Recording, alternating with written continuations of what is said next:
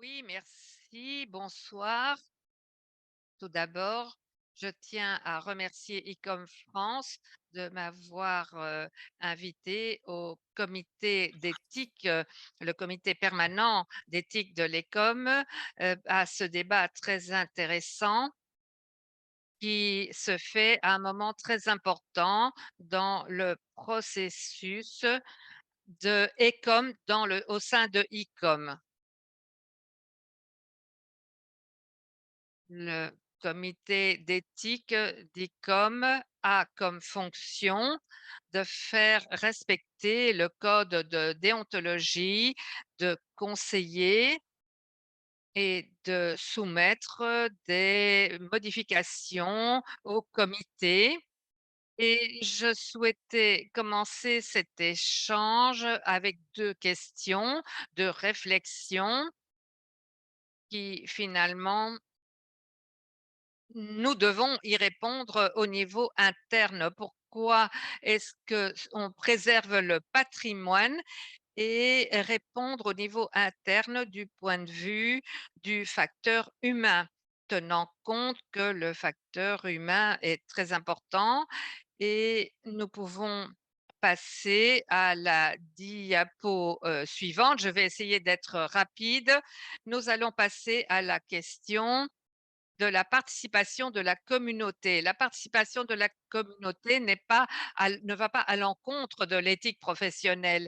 Et pour vous donner des exemples à ce sujet et sur le fait de comment la communauté s'intègre à la construction et au processus de construction des connaissances, finalement, l'objectif est que la communauté s'approprie le savoir.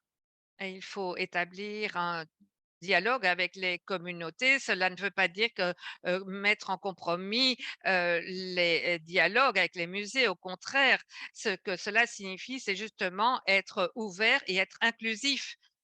Et définitivement, cela ne veut pas dire de laisser la liberté d'abandonner la liberté curatoriale. Une fois ceci dit, et le point de vue du processus de révision du code d'éthique dont beaucoup de nos membres ont attiré l'attention sur la rédaction d'un principe qui réglemente jusqu'où la participation de la communauté peut toucher l'éthique professionnelle du musée. Et je tiens à partager des exemples d'activités de construction des connaissances dans les musées de mémoire, les musées mémoriaux. Je vais le faire d'abord sur le musée que nous dirigeons, le musée mémorial de la mémoire dominicaine. Il y a quelques années, il y avait des élections présidentielles qui devaient se tenir dans le pays et il y avait des espoirs de changement de parti, de gouvernement, un changement important. Et il y avait beaucoup de changements dans la société et une campagne très agressive dans tous les moyens de communication. Et les enfants commençaient poser des questions, ils ne comprenaient pas tout ce processus et ils ne comprenaient pas qu'à la maison, parmi les amis, à l'école, ceux qui étaient leurs amis, bah, tout d'un coup, ils n'étaient pas plus leurs amis parce ils étaient affiliés à des partis différents. Et donc, dans le musée, il y a eu un groupe de volontaires qui sont des personnes, des bénévoles qui se sont rejoints et qui étaient des voisins proches du musée. Et le musée s'est ouvert à ces réunions de voisins et qui ont tenu des réunions régulièrement. Et il y a eu un contact direct avec les communautés proches. Et le musée a organisé avec eux, avec ses bénévoles, une activité qu'on a appelée les élections pour les enfants et qui reprenait tous les processus, toutes les démarches officielles des élections et on invitait les enfants. Et cela a eu un impact tellement fort que les observateurs internationaux qui sont venus pour observer ce processus ont été au musée pour voir ce que l'on faisait avec ces enfants. Les juges qui organisent les élections ont également été au musée pour participer avec leurs enfants, avec leurs petits-enfants. Il y a eu une participation de plein de régions du pays et finalement, pour terminer avec cet exemple, je tiens à parler d'une rencontre que j'ai eue avec un monsieur âgé pendant cette activité qui est venu avec sa petite fille d'un petit village près de la ville.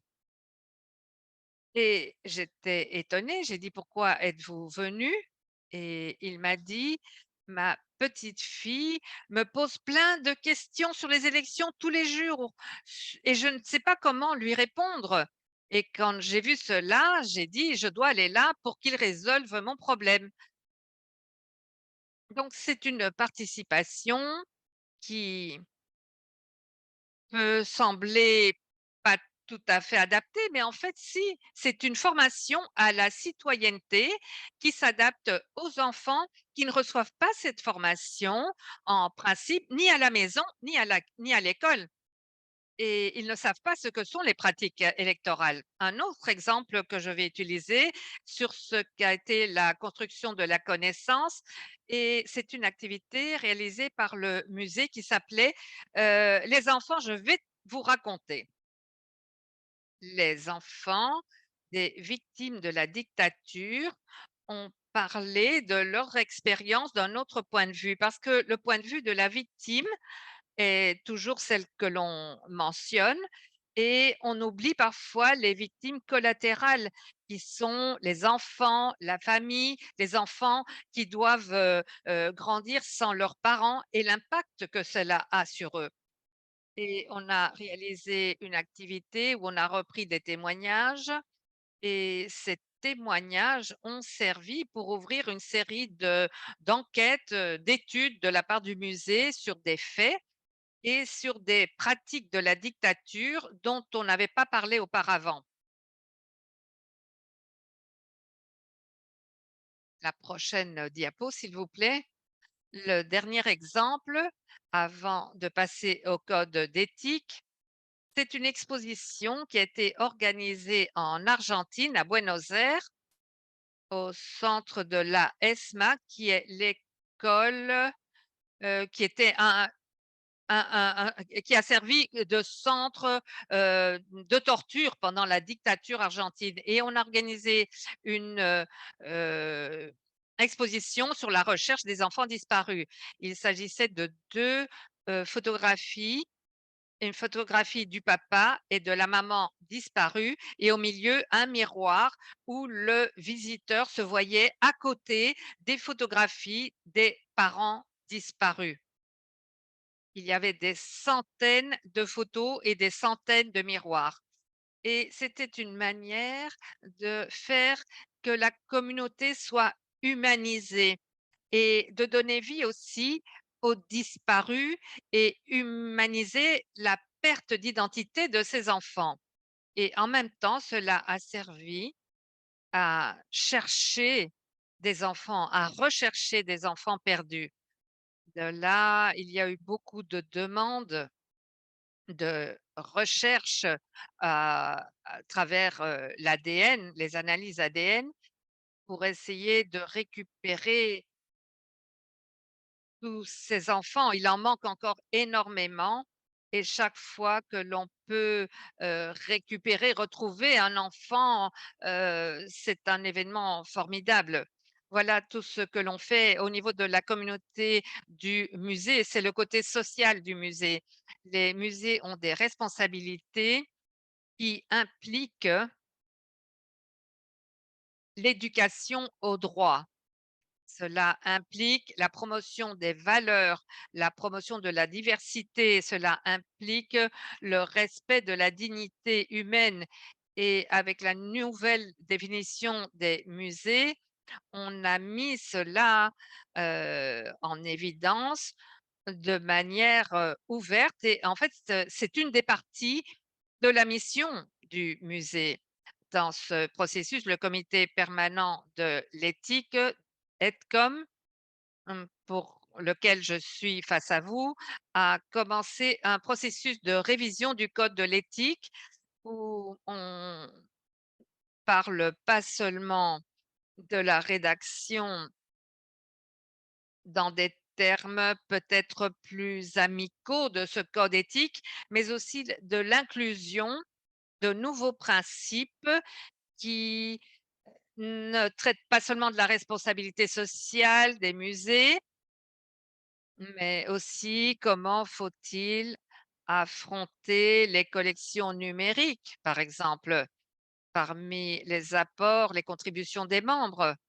Et je tiens à inviter les participants à ce processus parce que nous avons ouvert des consultations récemment, une consultation qui est toujours ouverte et il y aura une troisième consultation et d'ici à 2024, nous voudrions arriver à une proposition acceptable, pas seulement au niveau de la rédaction des principes actuels, mais aussi pour tous les principes que la communauté juge, important à être ajouté. D'ici 2025, pour la conférence générale de Dubaï, on voudrait présenter cela à l'assemblée générale avec une nouvelle définition du musée et en reprenant les nouveaux défis. Et un des défis que nous affrontons, c'est voir comment, que la communauté de la comment la participation de la communauté soit augmentée sans aller à l'encontre de, la, de l'implication, curatoriale du musée. Nous voulons promouvoir la diversité, mais en même temps, nous souhaitons maintenir notre position comme institution scientifique et éducative et surtout les principes éthiques professionnels qui nous garantissent les bonnes pratiques au sein du musée. Je crois que j'ai condensé et que j'ai laissé du temps pour qu'il y ait des échanges, des questions, parce que nous souhaitons aussi pouvoir vous écouter, écouter vos questions. Merci beaucoup.